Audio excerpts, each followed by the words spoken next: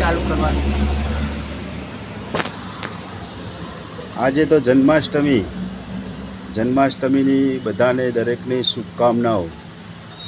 આપણો બરોબર હા, અવતારધારી ચમ કીધા?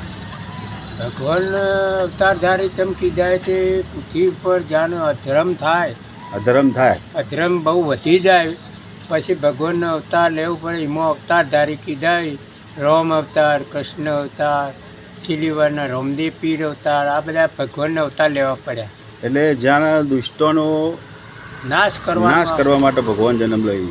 તાને આ એક કંસને નાશ કરવા માટે મોમાનો અવતાર લીધો કૃષ્ણ અને નાશ કર્યો. અને પછી હવના ઠેકોણે થઈ જાય ને આપણે જીવીએ ને કાપડોને ના રવા દેતા.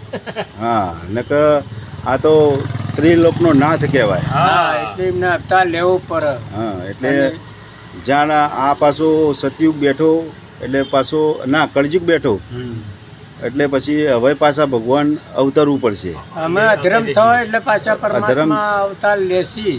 એટલે આ જાણ પાછું અધર્મ થશે એટલે ભગવાનને નેચું આપવું પડે.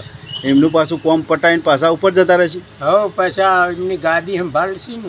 એટલે અવતારધારી તમે કહેવાય છે. અવતારધારી કેટલાય અવતારો લીધા એમને. હા, અને આ મારવા માટે જ એમનો કોમ હું પેલું એમને ના એ પૃથ્વી લોક ઉપર વહીવટ એમનો માતા પિતા તરીકે એ સંભાળે.